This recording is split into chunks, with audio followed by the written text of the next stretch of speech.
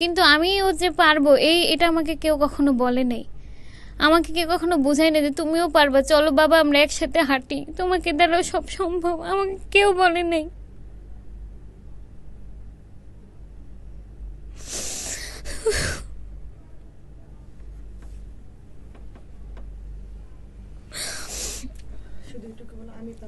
আমি ফাতেমা, আমি এবার এসএসসি 25-এর একজন শিক্ষার্থী। গত বৃহস্পতিবার আমার রেজাল্ট দিয়েছে, আমি আলহামদুলিল্লাহ পাশ করেছি। অনেকেই হয়তো জিপিএ 5 পেয়েছে, গোল্ডেন পেয়েছে, সেটা তাদের কাছে অনেক বড় ব্যাপার, সাফল্য। কিন্তু আমার পাশ করাটাও এতটা সহজ ছিল না। আমি অনেক বাধা, অনেক বিপত্তি মোকাবেলা করে আমি আজকে এই পর্যায়ে এসেছি। আমি শুধু আমার ব্যর্থতার গল্পটাই আপনাদের কাছে বলতে চাই, যেন যারা এবছর অনেকেই দেখলাম ফেল করেছো, তোমরা আত্মহত্যা করেছো, নিজের জীবন রাখতে পারতেছো না, তারা যেন কিছুটা হলেও তাদের মনে যেন আমার জীবন এটা শুনে একটু তোমরা প্রেরণা পাও যে ব্যর্থতা মানে সব কিছু শেষ না, একটা ফলাফল একটা জীবনের থেকে বড় না। আমি এসএসসি 22 সালে প্রথম পরীক্ষা দিই। সেই বছর আমার গণিতেই ফেল আসে। আমার সাথে এরকম হবে আমি কখনো ভাবিনি। কিন্তু গণিতে ফেল আসার পর আমি সিদ্ধান্ত নিই আমি 23 সালে আবার পরীক্ষা দিব।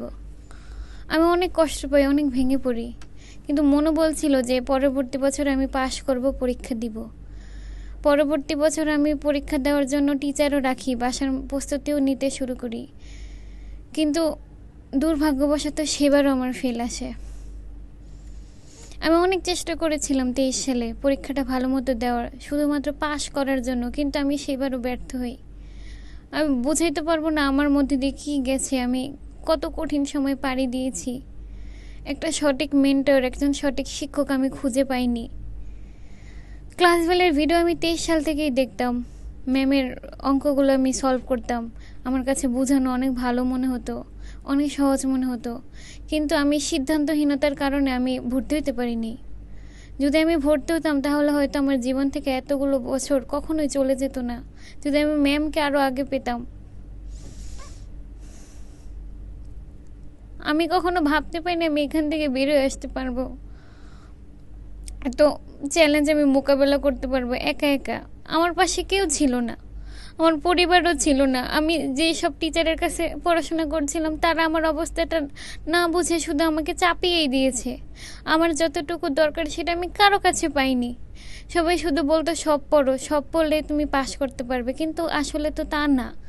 যার যতটুকু দরকার তাকে তো ততটুকুই দিতে হবে, কিন্তু কেউ কখনো আমার বেলায় সেটা করেনি। ক্লাস বেলে একমাত্র ম্যামই যে হচ্ছে যার প্লাস দরকার তার জন্য যতটুকু দরকার, কেউ পাশ করলে তার জন্য কতটুকু দরকার, ম্যামই একমাত্র সবার কথা বিবেচনা করে আমাদেরকে পড়াতেন। 23 সালে ফেল করার পর আমি সিদ্ধান্ত নিয়ে আমি আবার পরীক্ষা দিব 24 সালে। কিন্তু আমি টেস্ট পরীক্ষাটা দিতে পারিনি অনিবার্য কারণে। সেই বছরও আমার আর এসএসসি পরীক্ষা দেওয়া হয় না। আমি সিদ্ধান্ত নিয়ে আমি 25 সালে আবার পরীক্ষা দিব। অবশেষে আমি 25 সালে টেস্ট পরীক্ষা দিই, কোনো মতে পাশ করি। কিন্তু আমি অনেক ভেঙে পড়েছিলাম, আমার কাছে মনে হয়েছিল জীবন শেষ, এখান থেকে আমি কোনোভাবে বের হতে পারবো না, আমার জীবন এখানেই শেষ। যদি আমি এবারও ফেল করি তখন কি হবে, আমি কি মুখ দেখাবো, নিজেকে কি বলবো যে আমি একজন ব্যর্থ মানুষ, আমি এখান থেকে বের হতে পারবো না। 25 সালেও আমি আমার মন মতো কোনো শিক্ষককে আমি খুঁজে পাইনি। আমি অনেকবার শিক্ষক পাল্টেছি, কিন্তু কেউ আমাকে আমার প্রয়োজন মতো পড়াইতে পারেনি। হয়তো তারা তাদের জায়গায় ঠিক ছিলেন, কিন্তু আমার আমার অবস্থাটা কেউ কখনো উপলব্ধি করতে পারেনি। আমি পরীক্ষার টেস্টের 1 মাস আগে ম্যামের ক্লাস বেলের কোর্সে ভর্তি হই। আমি আশা ছেড়েই দিয়েছিলাম আমিও পাশ করব, আমারও ফলাফল আসবে। অবশেষে ম্যাম থেকে আমি যতটুকু শিখতে পেরেছি, আমি কারো কাছে এত নিখুঁতভাবে এত খুঁটিনাটি আমি কখনো শিখতে পারিনি, কেউ আমাকে শিখাইও নাই ধরে ধরে।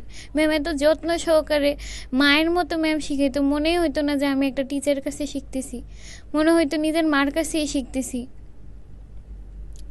আমি যদি আরও আগে ম্যামের কোর্সে ভর্তি হতাম আমার অবস্থা আরও পরিবর্তন হইতো, হয়তো আমি আরও ভালোভাবে পাশ করতাম। আমি কোর্সে ভর্তি হওয়ার আগে ম্যামকে কল দিয়েছিলাম, বলেছিলাম ম্যাম আমি শুধু পাশ করতে চাই, আপনি আমাকে পাশ করার জন্য কিছু বলেন। ম্যাম আমাকে কয়েকটা অধ্যায় বলছিল, যেমন সপ্তম অধ্যায়, অষ্টম অধ্যায়, দ্বিতীয় অধ্যায়, পরিসংখ্যান, দশম অধ্যায়, আমি ওগুলোই করেছি। আমি হয়তো সবগুলো কভার দিতে পারিনি, কিন্তু ম্যাম যেগুলো পাশের সাজেশন দিছিল আমি ওগুলোই ফলো করছি।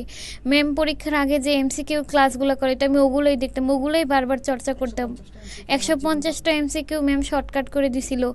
যখন আমার খারাপ লাগতো, মনে হতো এবারও হবে না আমাকে দিয়ে, আমি ব্যর্থ মানুষ, আমার অবস্থা কখনোই এত খারাপ ছিল না, এবার যতটা খারাপ আমার হয়ে গেছিলো, তখন ম্যাম সবসময় একটা কথা বলতো যে বাবা তুমি হেরে গেলে তো আমি হেরে যাব।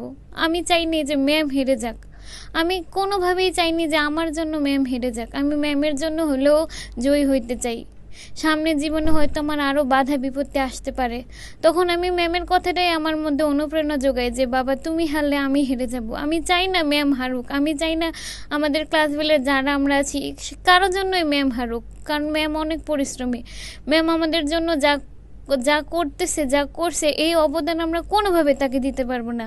সেটা পাশ করেই হোক, প্লাস পেয়ে হোক, গোল্ডেন দিয়ে হোক, এটা অসামান্যই অবদান, এত মূল্যবান, এত যত্ন সহকারে ম্যাম আমাদেরকে, ম্যাম শুধু পড়াচ্ছে না, ম্যাম আমাদের নৈতিকতার শিক্ষা দেয়, আমাদের সব মানে ম্যাম আমাদের একটা বন্ধুর মতো, একটা মেন্টরের মতো। আমরা ভেঙে পড়লে যে থাকে না যে একজনের আশ্রয় যাব, একজন বুঝ দিবে, ম্যাম সেরকম একটা মানুষ। ম্যাম শুধু অনলাইনে শুধু অনেক প্ল্যাটফর্ম আছে, শুধু পড়ায়, কোর্স বিক্রি করে, এটাই তাদের মূল উদ্দেশ্য থাকে।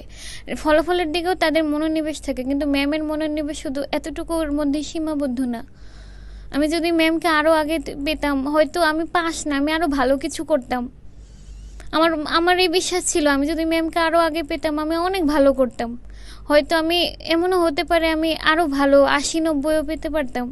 আমার মধ্যে বিশ্বাস ছিল, কিন্তু আমিও যে পারবো এটা আমাকে কেউ কখনো বলে নেই। আমাকে কেউ কখনো বোঝায় না যে তুমিও পারবা, চলো বাবা আমরা একসাথে হাঁটি, তোমাকে দ্বারাও সব সম্ভব, আমাকে কেউ বলে নেই।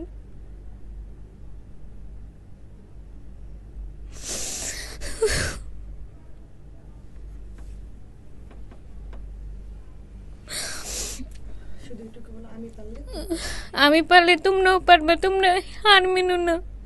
এই এতটুকু একটা পরীক্ষার জন্য নিজের মূল্যবান জীবনটা তোমরা নষ্ট করো না। একটা বছর পিছিয়ে গেলে কি হবে, আবার পরীক্ষা দিবা। আমি 3বারে পারছি, তোমরা কি আমার থেকেও খারাপ?